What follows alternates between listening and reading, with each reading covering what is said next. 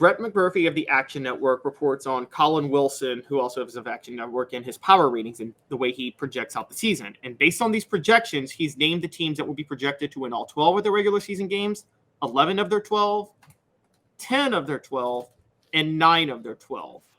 And now, to be fair, let me start with this. If it's projected to be a pick, which then it's not a win. So it could be that for Tennessee. But as far as we are seeing right now, Tennessee is not projected to be favored in more than 8 games this year. Now, I'm having a really hard time seeing it. And if everything went as Vegas projected, Alabama, Georgia, Louisville, Michigan, and Washington would be favored in every single game they play this year. Yes, Louisville's on that list. Is going to be favored in every single game they play this year. So I look at that and I think, well, if everything goes as projected, where would Tennessee be an underdog outside of Alabama and Georgia, unless you consider Florida and Texas A&M pick'ems? Okay, I'm going to make an argument, okay, for them to be underdogs in 4 games. I'm not saying I believe it, but I'm kind of playing devil's advocate here.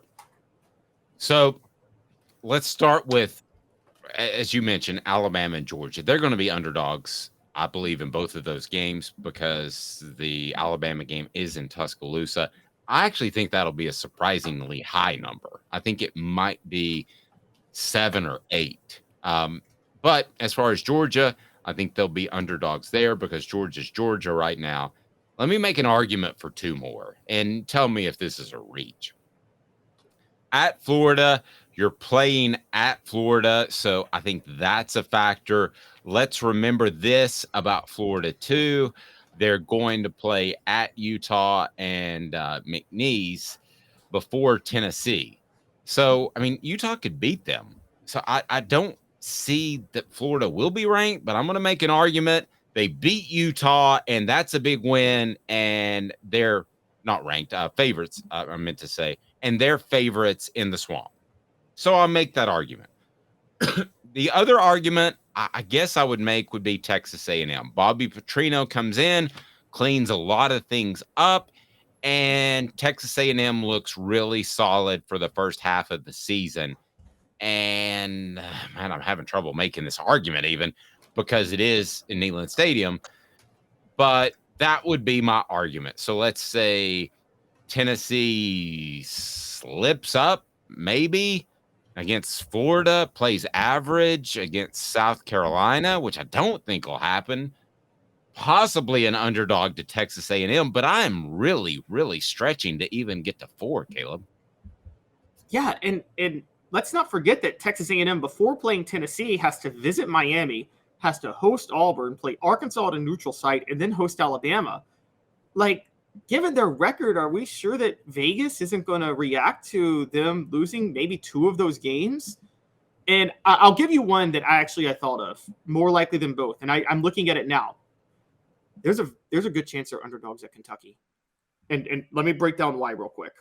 So Florida will be Tennessee is going to be favored in their first 2 games, right? They're going to be favored against Virginia and Austin Peay. So they'll be 2-0. Say that Vegas goes as expected. Florida's going to be an underdog at Utah. We agree on that? Yes. Okay, so Florida loses to Utah and beats McNeese, and they're 1-1. Tennessee's 2-0. Tennessee was already higher ranked to start the year. So I think Florida might be an underdog to host Tennessee. They lose that game. They're 1-2. They beat Charlotte. They're 2-2. Then they go visit Kentucky. They're 2-2 visiting Kentucky, who at that moment is going to be 4-0 because they're going to be favored against Ball State, Eastern Kentucky, Akron, and Vanderbilt to start the year. So I think Kentucky will be favored over Florida. And so they'll be favored to start 5-0. They'll be underdogs to Georgia to be 5-1, and then they'll be favored over Missouri. So Kentucky is going to be favored based on the games. They'll be 6-1 based on when they'll be favored before they play Tennessee, and they'll be coming off a bye.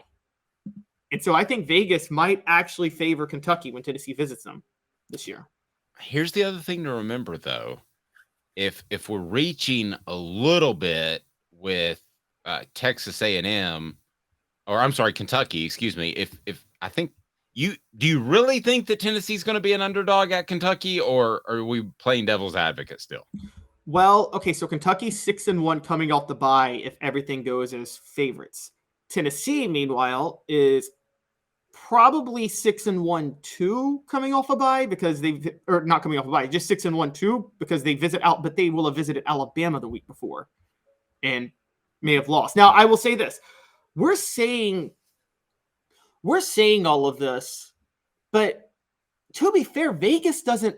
They don't react to things that were predicted. You know what I mean? Like that's what the polls do. But Vegas stays relatively stable the whole time. So they're not going to get, on the other hand, when I say this, they're not going to get fooled by Florida losing to Utah and then say, oh, maybe we should favor Tennessee over Florida, even though we would have favored Florida. They're going to stick with what they were.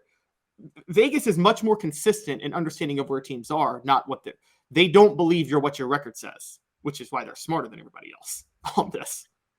Yeah, and see, I think Kentucky's going to get hammered at Georgia 2 weeks before, so that'll affect the number. The other thing that'll affect the number is Tennessee's fan base, and I'll tell you why. And it's brought to you by Andy Mason Group. Andy is and his group are passionate, knowledgeable real estate agents with elite realty, about 40 years of experience. That's pretty awesome. And best prices, best service in the biz. That's pretty simple. So go ahead and make the right move for your next real estate transaction. Go to andymasonrealestate.com. That's andymasonrealestate.com. And the other reason that the numbers will be inflated against Tennessee and they might be an underdog is Knoxville and the Tennessee fan base is a huge gambling area, and they can shift the number by betting too much on Tennessee, and that's why we've seen the number move a couple of points. It seems like it happens once or twice a year, and we've seen that happen historically, Caleb. So those are my reasons, playing devil's advocate, that Tennessee could be even close to close to an underdog in 4 games. Yeah, and I've learned this a little bit with Vegas. They typically don't overreact when they're moving lines. Like usually when they move a line, they think it's 2 reasons. One, they think, "Oh, we messed up this line when we said it. We need to move it." Or they're in the business of making money. So they're going to react to where if a bunch of people place a bet one way and they want to move the line a certain way just to guarantee their profit. And so, yeah, I think Vegas. I would assume that a bunch of Tennessee fans betting on Tennessee would move Vegas towards Tennessee, though, wouldn't it? Or do you think they take the gamble, move the line even further the other way, and say, "Hey, we're going to get a huge payout when they're proven wrong on this"? Yeah, I mean, I've just seen the number move at times, and I think that Tennessee is a huge gambling fan base. Travis says, I'm going to bet $100 on every game where underdogs in with Zen Sports. Love it. Download the app. That's Zen Sports. And don't forget that promo code HOOKED. Use HOOKED. And you will get paybacks, and you can recommend it to other people as well. We greatly appreciate Zen Sports and all they do. So in the end,